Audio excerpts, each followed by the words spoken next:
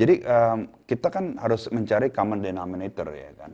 Nah sekarang kalau misalnya kita menggunakan ayat Quran, mereka juga tidak percaya Quran. Betul. Jadi kalau kita pakai hadis, mereka juga tidak tahu siapa Rasulullah SAW, apalagi hadisnya gitu kan.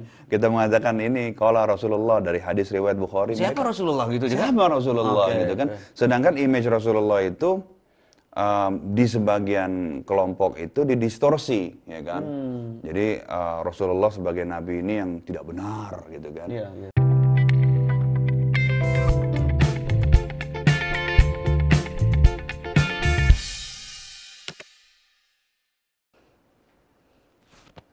Assalamualaikum warahmatullahi wabarakatuh. Salam sejahtera bagi kita semua. Jumpa lagi di program Ngobras, ngobrol santai sambil silaturahmi.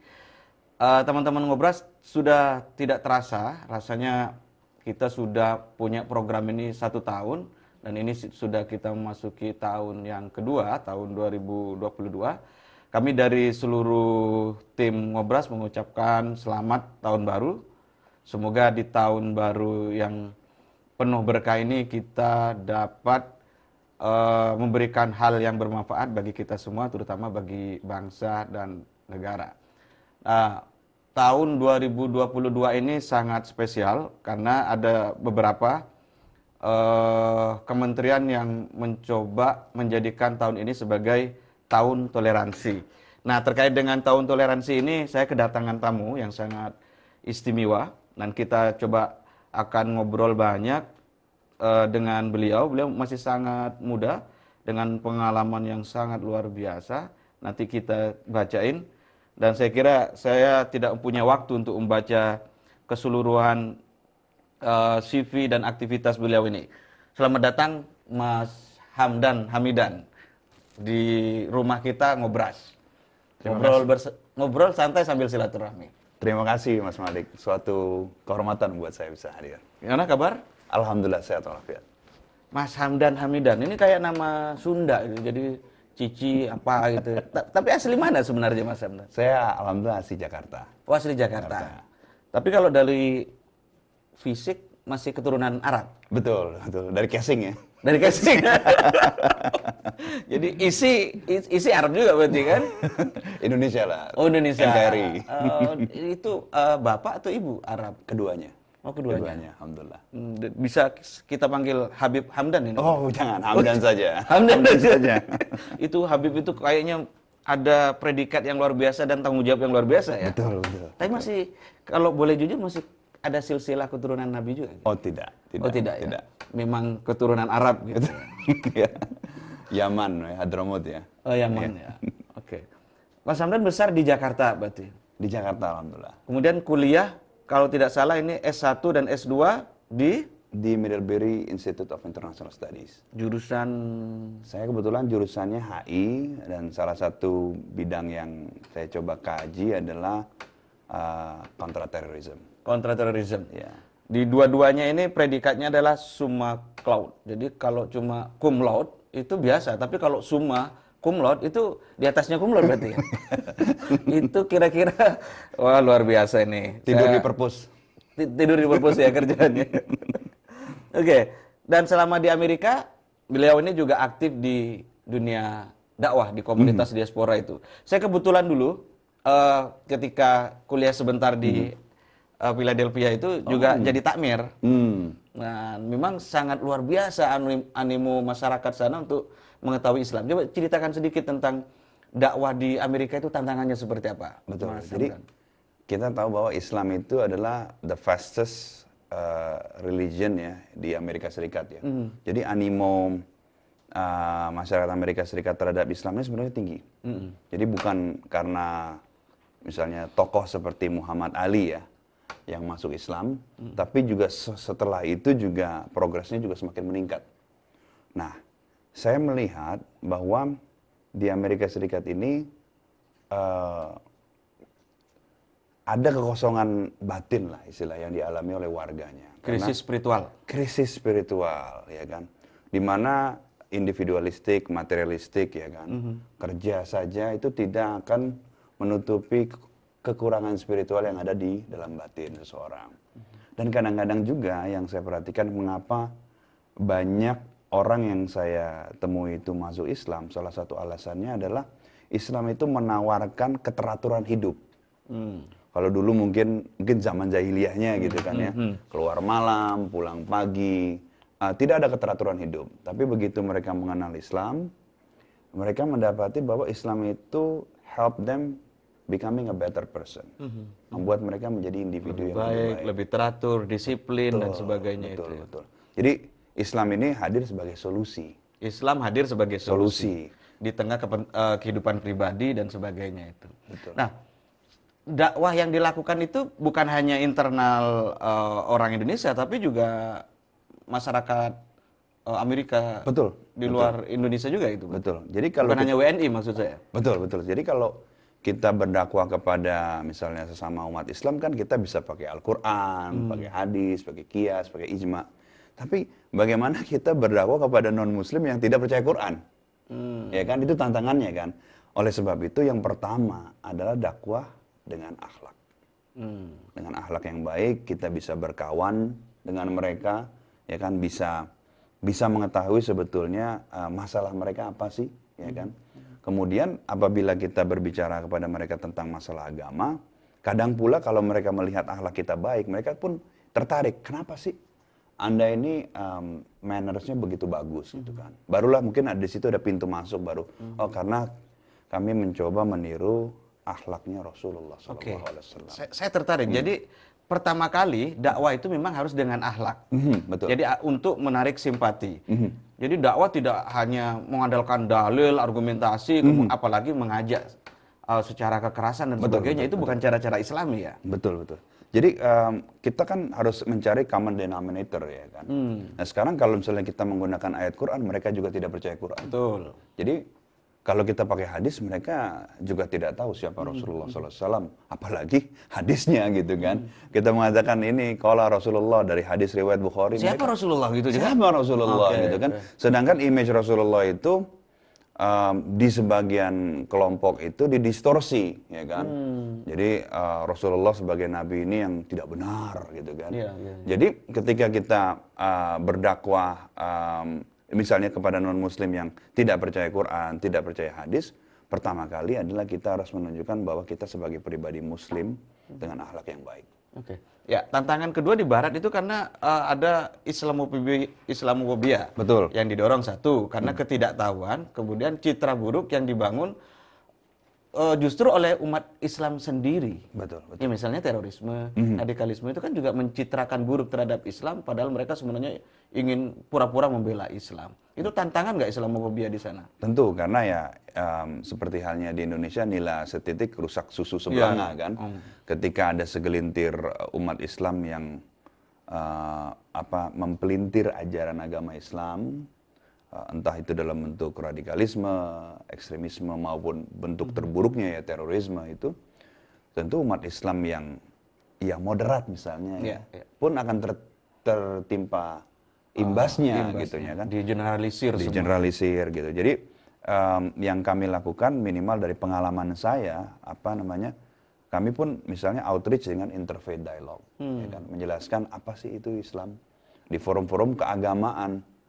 Karena forum-forum yang membuka pintu untuk kami, ya kan. Misalnya ada tawaran untuk menjelaskan Islam itu apa di sinagog ataupun di gereja, ya kami hadir. Tapi tujuannya bukan beribadah, tapi tujuannya untuk menjelaskan apa itu Islam. Itu kalau di Indonesia bisa jadi viral itu. Iya, betul. Ceramah di sinagog, ceramah di gereja itu bisa jadi sangat berbahaya kalau di Indonesia. Betul. Padahal intinya dakwah sebenarnya. Betul, kita kita tentu yang berdakwah adalah imam masjid kami ya, yang beliau sendiri kan mengetahui Al-Quran, mengetahui dalil-dalil dan sebagainya.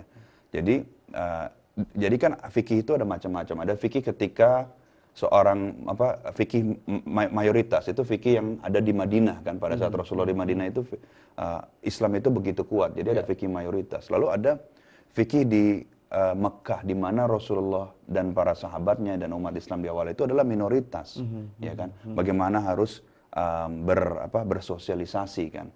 Kemudian jangan lupa Rasulullah juga mengirim utusan kan ke raja-raja ya, dan juga ada sebagian umat Islam yang hidup di di dalam pemerintahan sebuah pemerintahan yang non-muslim. Non-muslim.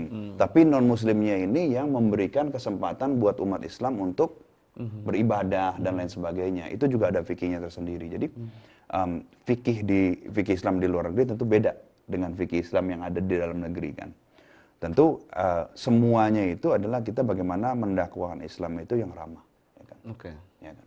Sebagai rahmat bagi semesta alam. Ya.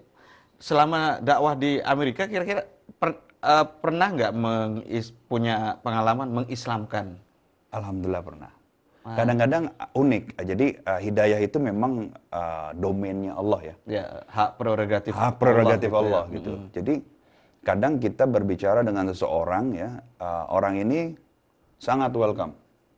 Mungkin istilahnya satu langkah lagi dia akan masuk masjid. Ya. Prediksi kita begitu. Prediksi kita begitu kan ya. Tapi boleh jadi hatinya belum sampai di masjid gitu kan ya. Setahun, 2 tahun, 3 tahun. Tapi ada orang yang mungkin sifatnya mungkin menolak gitu ya, kayak apa sih agama Islam gitu ya. Tapi tiba-tiba dia SMS ingin mengucapkan syahadat. Tiba-tiba gitu. Biasanya sih saya seperti ini. Misalnya dulu ada kawan saya namanya Jeremy. Ya. Jeremy ini ngajak sebetulnya, ingin minta tolong dong diajak ke masjid. Saya bilang siap, saya ajak ke masjid. Terus tiba-tiba waktu saya bilang bagaimana kalau hari Jumat kita ke masjid, nanti saya perkenalkan kamu dengan imam. Ya kan? Terus tiba-tiba dia bilang, saya baru mau ke masjid kalau kamu mau ke gereja. Jadi tawaran dia. Jadi saya akan ke masjid tapi kalau kamu ke gereja dulu. Oh itu kayak asbabun nuzulnya itu ya, Al-Kafirun itu ya. Jadi akhirnya saya sampaikan kepada imam, tentu kan kami selalu berkonsultasi kepada fasalu ala zikri in kuntum la ta'lamun. Maka berkonsultasilah kepada yang ahlinya, orang yang berpengetahuan kalau kamu tidak mengetahui. Maka kata imam saya pada saat itu, ya sudah, datangi saja gerejanya, bukan niat untuk ibadah, ya kan. Kemudian betul saya datang, dikenalkan sama priestnya, tapi alhamdulillah karena fondasi keimanan sudah kokoh ya kita tidak terbuai gitu kan ya. Nah kemudian barulah giliran dia ke masjid, ya kan. Lambat laun justru dia yang akhirnya mengucapkan syahadat begitu ya. Itu salah satu contoh. Betul. Kadang ada juga yang ingin mengetahui Islam tapi maunya lebih kayak autodidak gitu ya, autodidak. Jadi dia maunya boleh dong saya dikirimi buku-buku tentang Islam. Ya sudah, kita berikan Al-Quran, terjemahan, ya kan. Kemudian saya suka sekali memberikan misalnya buku Sirah Nabawi ya. Misalnya yang ditulis oleh Martin Link ya. Karena kan kebetulan sudah ada terjemahan bahasa Inggrisnya. Kemudian ya alhamdulillah kadang-kadang follow up dari mereka gitu kan, ingin belajar lebih intens lagi karena punya banyak pertanyaan. Mereka menandai kan. Nah, berarti intinya apa? Kalau mereka menandai buku Sirah Nabawi itu berarti kan dibaca. Dan penasaran. Penasaran. Nah, dari situlah setelah ditandai itu baru konsultasi. Alhamdulillah setelah konsultasi, ngobrol-ngobrol dengan kami, kebetulan ada banyak remaja masjid ya. Alhamdulillah mengucapkan syahadat. Masjid di mana itu, Mas Hamdi? Masjid di Monterey, California. Oh, California. Iya. Jadi alhamdulillah memang hidayah itu memang hak prerogatif Allah. Hidayah itu memang hak prerogatif Allah. Kan ada ayat ya. Fadzakir innama anta mudzakir lasta alaihim bimusaitir. Ya kan? Ingatkan karena sesungguhnya engkau adalah pemberi ingat. Hanya pengingat. Banyak pengingat gitu kan. Kita mengingatkannya ada ajaran agama Islam. Agama Islam ini seperti ini mengajarkan kebaikan.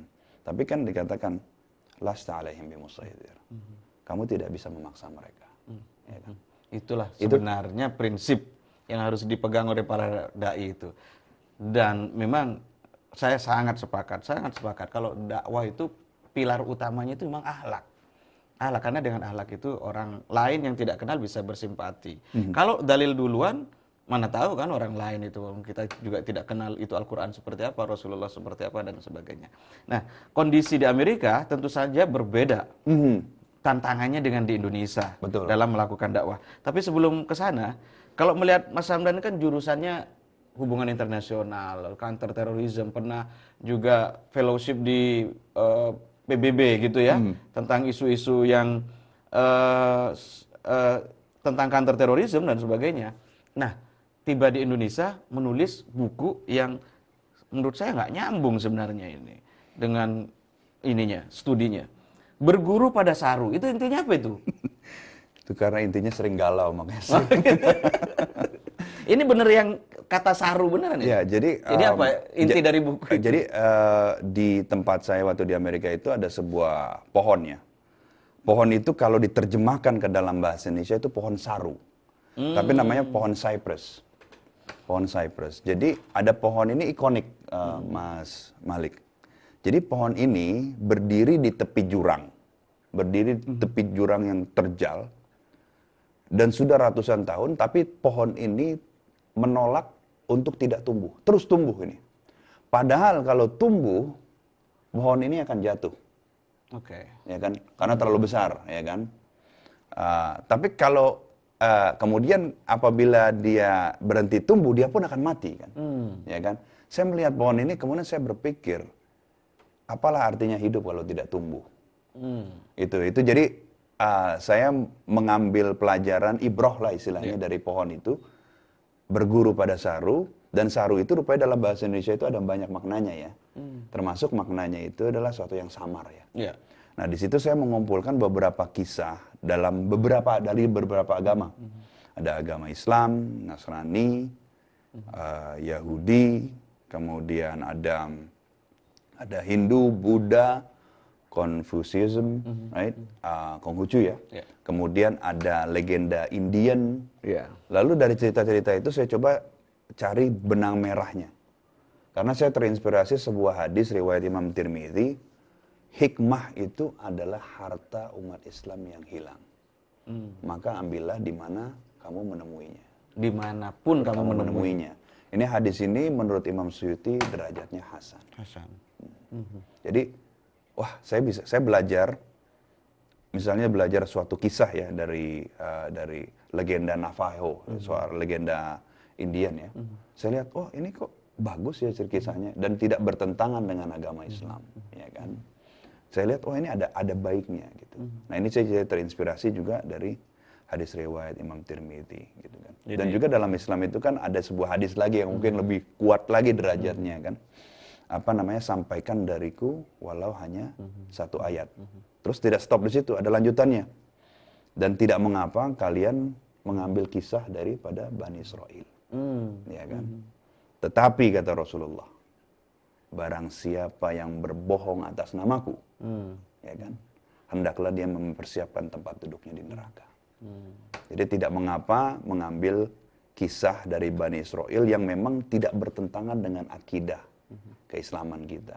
Oleh sebab itu kalau kita baca tafsir Ibnu Katsir, kan banyak itu ada kisah-kisah, ya kan, yang bersumber Israelia itu yang tidak bertentangan, ya kan, dengan akidah seorang Muslim, maka boleh dipakai selama ada pembelajaran, ya kan, menjadikan kita pribadi Muslim yang lebih baik. Jadi hikmah itu bisa ada dimanapun dan itu pantaslah untuk kita ambil pelajaran itu. Betul. Ada makalah juga yang agak sesuai, undur makalah wala tandur mangkolah. Betul. Jadi lihatlah apa yang dikatakan, jangan lihat siapa yang mengatakan itu. Jadi agama manapun jika dia berbicara kebajikan, ya itulah kebajikan. Betul.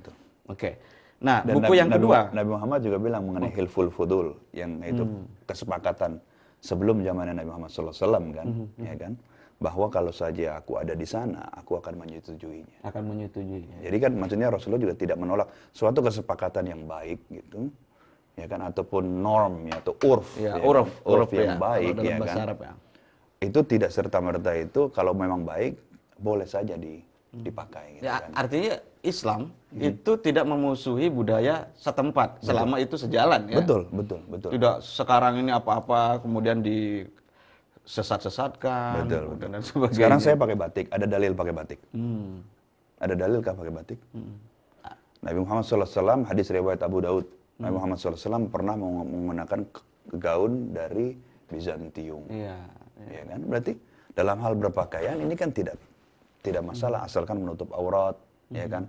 Apa namanya, sesuai dengan urf di sana. Justru yang sesuai dengan urf itu sangat dianjurkan ya? Dianjurkan agar jangan sampai kita, apa namanya, sekarang bagaimana, misalnya kita ngomong dakwah, bagaimana kalau kita bisa mengislamkan orang lain di Amerika kalau kita tidak bisa bahasa Inggris? Tidak memakai bahasa dan kebiasaan mereka. Tidak mungkin kan, tapi kan kebiasaannya itu adalah kebiasaan yang sejalan, ya kan?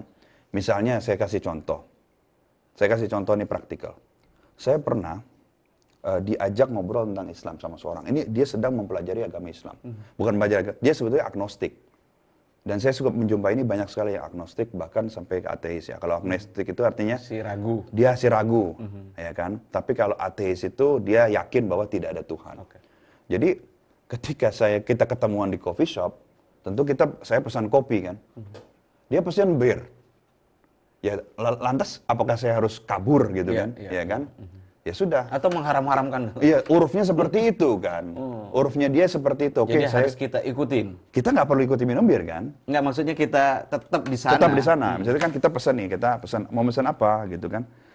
Saya pesan kopi. Terus kemudian dia datang, tiba-tiba dia pesan bir gitu kan. Apakah saya langsung lompat gitu? Ya kan nggak juga kan? Nah, jadi urfnya mereka seperti itu, tapi bukan berarti kita harus saya ikut-ikutan minum bir, kan nggak juga kan ya. Yang halal, ya sudah kita minum kopi, ya silakan dia minum bir. Ngobrol-ngobrol, alhamdulillah pintu hidayah, saya bilang. Itu hak prerogatifnya Allah. Ya kan, dia minum bir, oke, saya jelasin, Islam ini seperti ini, ya kan, oke, dia mengerti gitu kan ya. Next time mungkin kita bisa lebih intens, karena juga kurang pas juga kan. Ngobrol kalau lagi posisi dianya sedikit tipsy gitu kan ya. Ya mungkin next time kita bertemu lagi, ngobrol lebih intens, saya bawa ke masjid, ganti suasana, ya kan. Dan finally masuk Islam sama Syekh Abdullah waktu itu. Jadi kalau saya misalnya bilang, kamu ini mau pelajari agama kok minum bir sih, gimana kamu menghormatin saya? Ya kan, dia akan lari. Maka ada sebuah ayat dalam Quran kan, kalau engkau berlaku keras wahai Muhammad, niscaya orang memalingkan mukanya, menjauh darimu gitu kan. Itu di luar negeri ya. Jadi konteksnya memang harus berbeda dengan yang ada di tanah air. Jadi uruf, tradisi itu adalah pijakan yang tidak boleh ditinggalkan dalam dakwah, karena bisa jadi dia media, instrumen yang bisa memperlancar dakwah. Betul. Nah, berikutnya, ini saya masih penasaran nih, buku kedua. Ini sempat bestseller juga nih, Mas Hamdan ya? Alhamdulillah. Doa Harian Pengetuk Pintu Langit. Jadi dari hubungan internasional menulis doa harian. Nyambungnya di mana ini?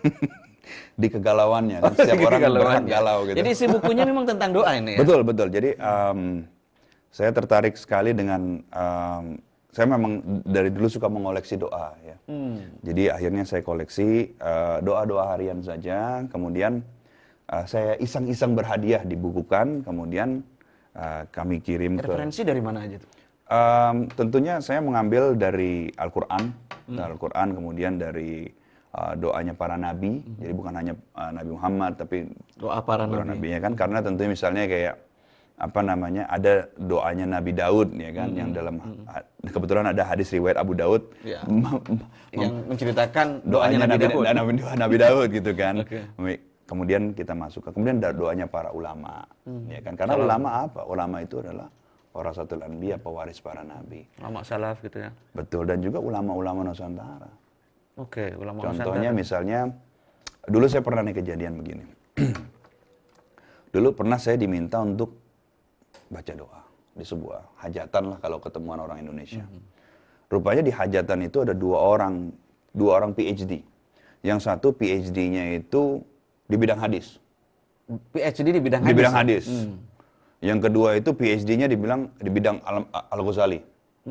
Filsafatnya atau tasawuf itu ya? Lebih kepada saya pikir lebih kepada fikih dan tasawufnya. Karena kan, nah akhirnya saya, karena kebetulan acaranya di rumah orang Indonesia nih, ya kan. Jadi saya diminta untuk baca doa. Nah kalau misalnya biasanya kalau ada selamatan itu baca doanya kan doa selamat ya. Doa selamat. Allahumma inni nas'aluka salamatan fid din wa afiatan fil jasad. Nah setelah saya selesai baca ini, disamperin saya sama dua PhD ini. Ditanya, itu doanya bagus sekali. Itu doa dari mana katanya, ya kan? Nah, saya juga nggak tahu sebetulnya pada Iya, saat iya, itu. iya. Itu biasa Ini doa kita dari baca di Indonesia mana juga. ini ya kan? Kita habis sholat berjamaah itu kan guru-guru kita kan membaca Betul. doa, kita menghafal kan, Menghafal. secara osmosis aja gitu kan. Lalu ada yang nyeletuk lah orang Indonesia, oh itu dari hadis tuh, ya kan? Terus kata jawaban orang yang PhD-nya hadis, oh itu tidak ada di Kutubus hadis Tis'ah. nggak ada. Dia bilang tidak ada di Kutubus kitab yang Sittah, enam. gitu. Spesifik sekali kan? Berarti kan asumsinya dia sudah selesai baca nih, sudah selesai ngaji nih Kutubus Tis'ah. Lalu lalu ada lagi orang Indonesia yang nyeletuk gitu ya. Wah, itu jangan-jangan doanya Al-Ghazali. Rupanya orang yang kedua itu, wah saya PhD-nya dibilang Al-Ghazali. Dan tidak menemukan itu. Di kitab apa ditanya? Orangnya nggak tahu kan kitab apa ini kan. Lalu saya kepikiran, ini doa dari mana ya? Lalu saya dapati ya setelah konsultasi ke beberapa kiai dan juga ada beberapa buku itu rupanya doa ulama Nusantara, Kiai Soleh Darat. Soleh Darat, betul. Dan itu populer sampai hari ini. Sampai saat ini dan itu ketika dua orang PhD menghampiri saya, dia itu bertanya bukan tidak suka dengan doa itu. Betul. Ini doa bagus banget. Iya. Jadi doa bukan nanya doa sanadnya apa ini bid'ah atau enggak. Betul, kan? Tapi memang artinya memang bagus sekali itu. Betul. Holistik sekali itu doa sekali. itu. Dan doa itu kan memang redaksinya boleh macam-macam ya. Iya. Karena memang kita tahu bahwa doa yang paling utama adalah doa yang redaksinya dari Allah Subhanahu wa taala. Ya kan dalam Al-Qur'an. Ya. Kemudian kita tahu juga doa yang paling bagus ya adalah doa yang setelah dari Al-Qur'an itu adalah doa yang redaksinya dari Rasulullah SAW dan para nabi ya. Nah, menariknya begini. Dalam sebuah hadis itu tentu doa juga berhak ya. Setiap orang kan pasti punya niatnya sendiri kan. Mungkin kalau orang yang berdoa, ya Allah, mudah-mudahan besok komisaris ya sah-sah aja gitu. Amin. Ini doa beneran kayaknya. Komisaris apa gitu kan. Ya kan? Tidak ada dalil yang melarang. Iya. Nah, saya berikan dalil begini. Ada seorang datang ke masjid gitu kan ya. Kemudian dia itu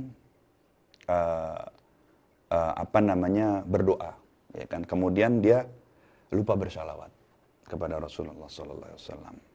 Maka Rasulullah mengatakan dia terburu-buru dalam doanya. Kemudian Rasulullah menjelaskan nih urutan doa yang bagus seperti apa. Kata Rasulullah SAW dalam hadis riwayat Abu Daud, mengatakan bahwa kalau engkau berdoa kepada Allah Subhanahu Wa Taala, mulailah dengan memuji-muji Allah Subhanahu Wa Taala. Right? Kemudian bersalawatlah kepadaku. Kemudian ucapkanlah hajat yang kau inginkan. Jadi diajarkan seperti itu kan. Ya. Di lain kesempatan itu ada seorang sahabat juga berdoa mungkin dengan redaksi yang sumbernya dari beliau sendiri, bukan dari Rasulullah SAW. Seorang sahabat itu berkata, Bismillahirrahmanirrahim. Allahumma inni nas'aluka bi annaka anta Allah al-ahadus samad, alladzi lam yalid wa lam yulad wa lam yakul lahu kufuwan ahad. Lalu Rasulullah bertanya kepada sahabat, tahukah kamu dengan cara apa orang ini berdoa? Kata para sahabat, Rasulullah Allah dan Rasulnya yang lebih paham. Kata Rasulullah, sesungguhnya hamba ini telah berdoa kepada Tuhannya dengan Ismul Azam, dengan namanya yang agung. Yang mana apabila Allah Subhanahu Wa Taala diminta dengan nama ini, insya Allah diberi. Seperti itu. Itu juga hadis ya. Hadis betul. Artinya hadis. Itu doa itu masuk hadis sebagai afirmasi Rasulullah terhadap itu kan. Betul. Jadi memang ada doa juga yang bersumber daripada sahabat. Iya. Ya kan? Ada juga doanya Ibnu Mas'ud yang Ibnu Mas'ud itu berdoa agar bisa menemani Rasulullah di surga. Jadi itu juga ada dalam kitab hadis, ya kan? Bahkan itu hadis riwayat Imam Ahmad. Dan itu dibenarkan oleh Rasulullah. Jadi redaksinya tentu redaksi doa kan tentu boleh bermacam-macam ya. Ya tentunya adab berdoa itu kita meminta dengan sungguh-sungguh, ya kan? Dan juga pada saat meminta itu juga tidak ada posisi barang haram, ya kan? Tidak dalam keadaan mabuk, ya kan? Pakaian yang kita pakai itu pakaian yang halal, makanan yang kita makan itu dalam kondisi halal dan lain sebagainya. Itu ada katanya juga ini, entah gurauan atau tidak. Kalau doa itu jangan terlalu spesifik katanya. Jadi umum aja. Jadi kalau ya Allah kabulkan permintaan saya pingin mobil merek ini, jangan disebut merek, nanti datangnya kayak gitu, nanti kita nyesel. Itu benar nggak ini? Ini penulis doa harian harus menjawab. Jadi sebetulnya boleh saja, mau spesifik boleh. Spesifik nggak apa-apa ya? Spesifik boleh, mau tidak spesifik juga boleh gitu kan. Maksudnya ini kan masuk kepada doa itu sangat personal sebetulnya, personal. ya kan?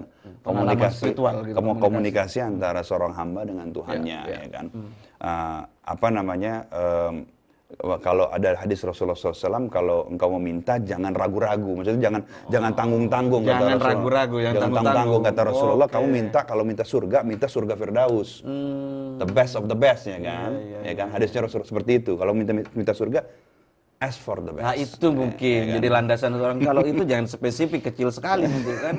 Jadi kalau misalnya kita, ya Allah mudah-mudahan mampu beli Maserati, ya nggak apa-apa. Ya kan? Misalnya Toyota, ini mah mainstream gitu. Mainstream ya. Tesla deh minimal gitu kan. Nah maksudnya kan seperti itu. Kalau halal kenapa tidak? Kalau halal kenapa tidak gitu kan. Oke, karena pengalaman Mas Hamdan tidak hanya kuliah tetapi juga aktivis dakwah. Kemudian saya merasa ini sangat eman-eman gitu loh. Bahasa Jawanya eman-eman. Ini ilmu hubungan internasionalnya tidak terlalu berguna.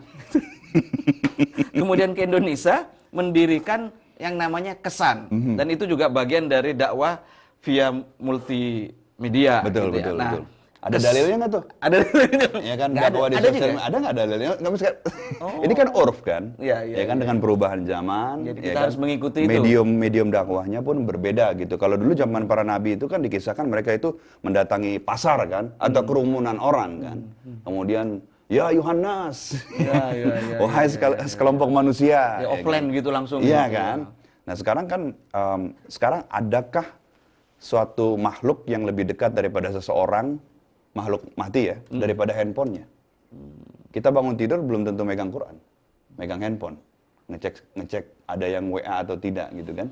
Jadi I think sekarang handphone adalah bisa dikatakan bagi sebagian orang adalah satu hal yang tidak terpisahkan dari kehidupannya ataupun pekerjaannya, ya kan. Dan itulah ladang dakwah gitu. Ladang dakwah, betul. Yang dimanfaatkan oleh Mas Hamdan ini. Betul. Kita berdakwah lewat aplikasi yang ada di handphone. Namanya Kesan. Kesan. Kenapa Kesan? Kurang Islami kayaknya Kesan nih.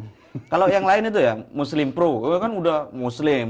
Mungkin nanti namanya Syariah atau apa. Ini Kesan. Betul.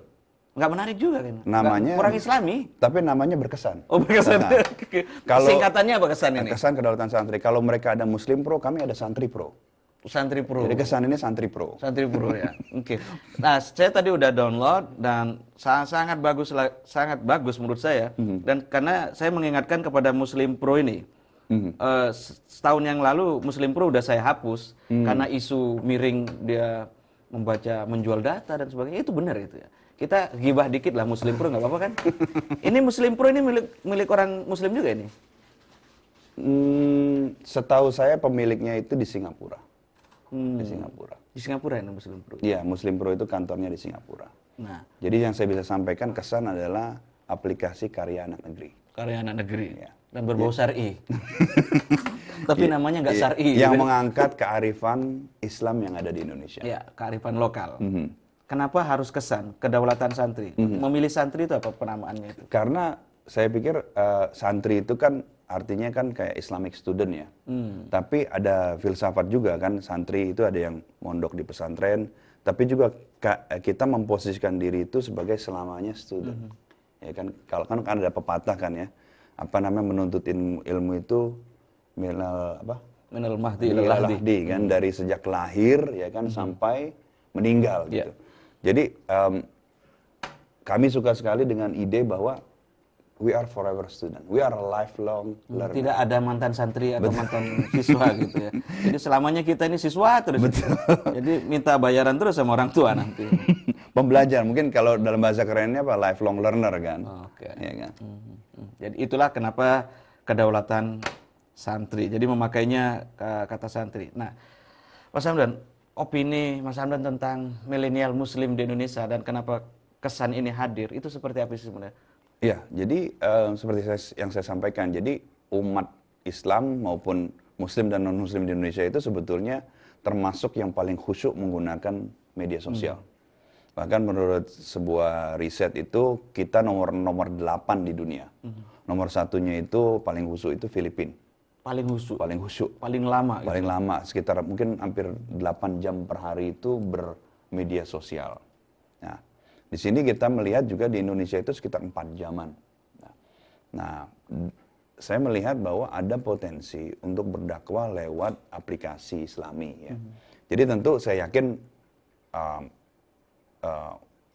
Muslim di Indonesia juga menggunakan Facebook, YouTube, sekarang mungkin TikTok dan lain sebagainya.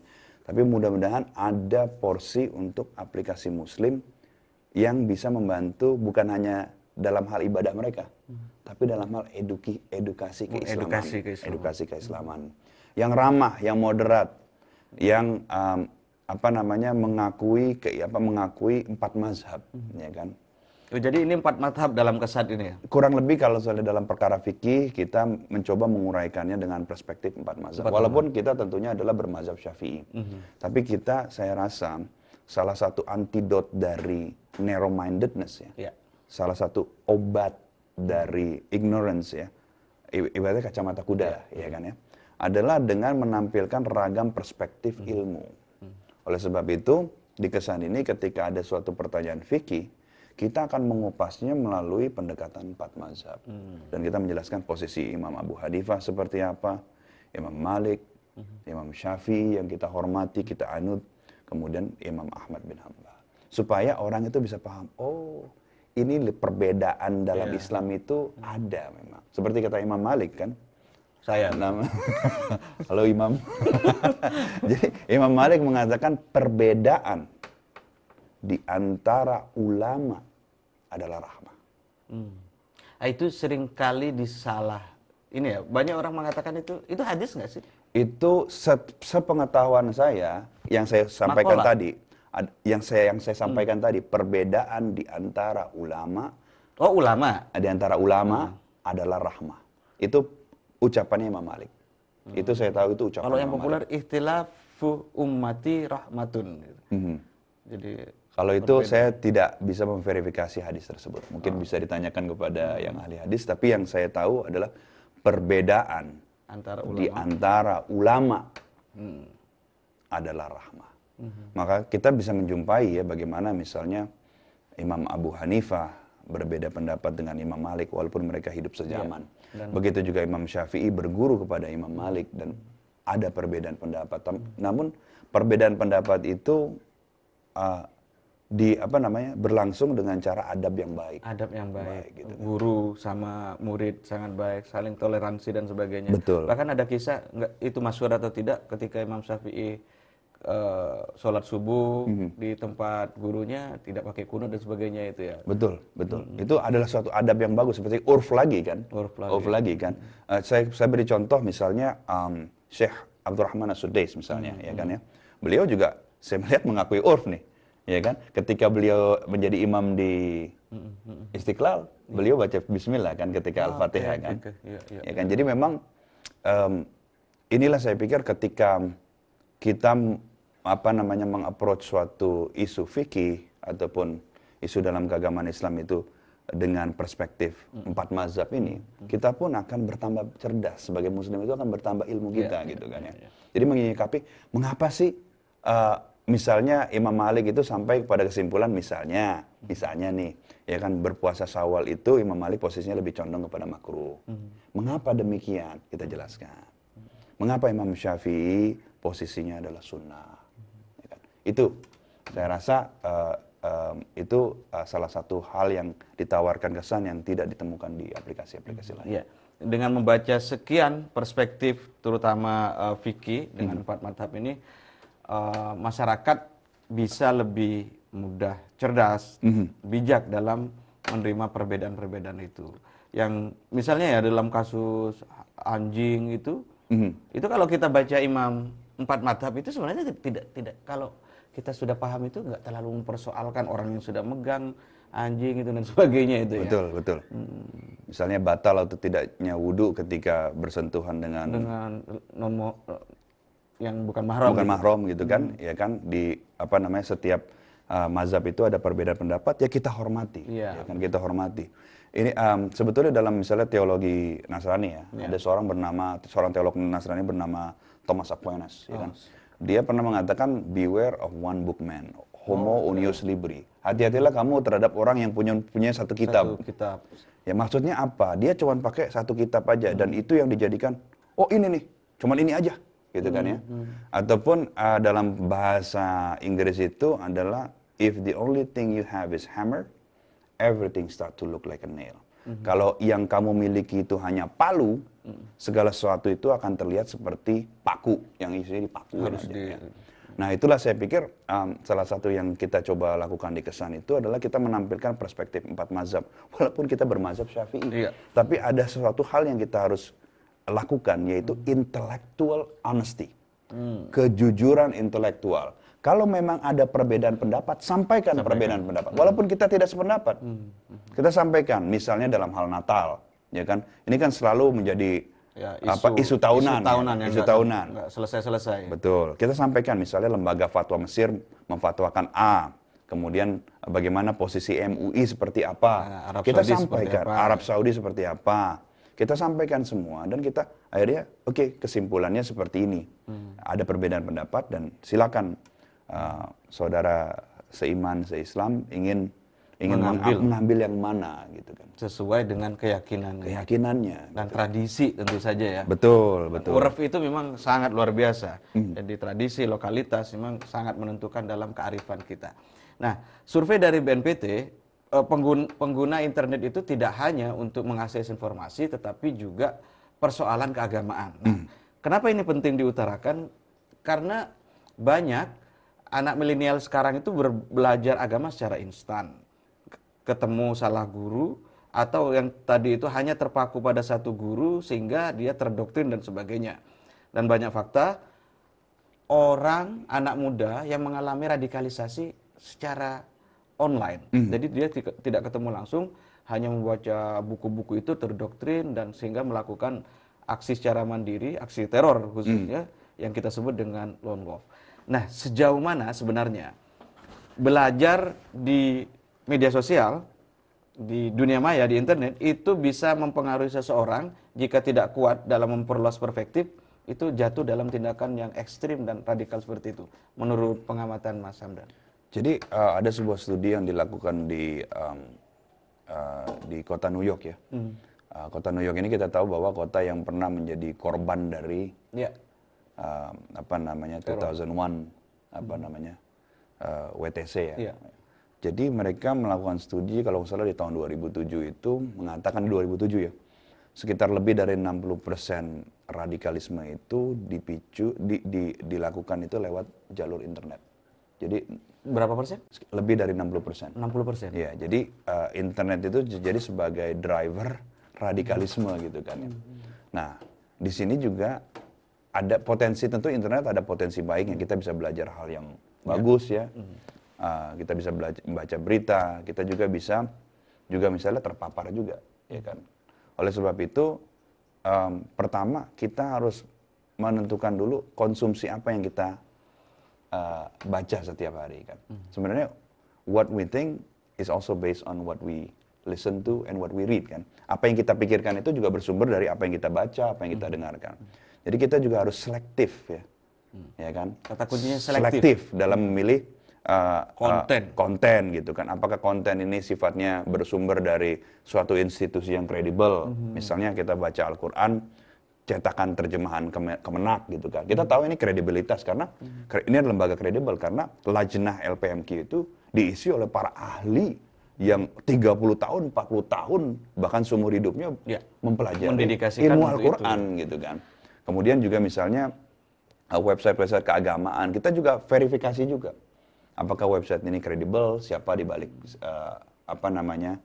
penulisnya dan lain sebagainya. Redaksinya dan sebagainya. Dan yang tidak kalah penting adalah kita boleh saja belajar online. Boleh. Tapi juga jangan pernah melupakan guru. Supaya mungkin ilmunya bersanad lah gitu kan. Kita ngaji kepada kiai, ngaji kepada ulama, ngaji kepada imam masjid. Misalnya kita mendapati sesuatu gitu kan. Yang kita baca di internet lalu kemudian kita ada pertanyaan gitu kan. Nah, disinilah peran guru itu, kita menghampiri guru kita, ngaji sama guru kita. Dan tabayun ya kan. Karena memang ada salah satu hal yang menariknya ya, para ulama itu sedikit mengkritik Imam Al-Hazm ya, Ibnu Al-Hazm ya. Ya karena beliau itu lebih kepada otodidak kan, karena beliau itu hampir tidak punya guru kan, gurunya hanya buku saja kan. Jadi tidak ada Socratic dialogue ya, tidak ada tanya jawab, kemudian tidak ada mungkin kadang-kadang kan juga ada, kalau misalnya kita duduk bersama ngaji dengan para santri lain kan juga ada Batsul Masail, ada diskusi. Nah itu kan di situ saya pikir posisi-posisi yang ekstrim itu bisa akan direduksi karena kita mendengar perspektif baru. Ya kan. Tapi kalau misalnya misalnya hanya mengandalkan buku saja, ya kan, kemudian tidak ada interaksi dengan guru, ya kan. Nah ini saya pikir tidak akan maksimum. Saya pikir buku penting, tapi juga guru juga sangat amat penting. Oke, ada 3 kata kunci. Jadi bagi anak-anak milenial yang belajar keagamaan di internet, saya kira itu tidak masalah asal kita mempertimbangkan 3 hal. Yang pertama, filter. Kemudian cek kredibilitasnya, dan kalau masih penasaran jangan langsung telan tapi tabayun. Betul. Terhadap guru yang mempunyai otoritas yang mumpuni di bidang itu ya. Betul. Karena kita banyak sebenarnya menemukan anak baru belajar di internet, kemudian kalau baca komen-komen itu kan seolah-olah sangat Islam tapi kata-katanya kan juga sangat kasar itu ya. Oke, Mas Hamdan, terima kasih banyak sudah berkunjung dan kita culik di program ini. Saya minta satu hal, kira-kira untuk apa anak milenial muslim harus membaca kesan ini dan mendownload kesan itu? Untuk apa? Untuk menjadi pribadi muslim yang lebih baik. Untuk menjadi pribadi muslim yang lebih baik. Oke. Terima kasih Mas Hamdan atas kunjungannya. Semoga kita berharap dakwah tetap lanjut dan aktivitas keseharian penuh berkah dan manfaat bagi kita semua. Oke, cukup sampai di sini ya. Terima kasih banyak. Assalamualaikum warahmatullahi wabarakatuh. Waalaikumsalam warahmatullahi wabarakatuh.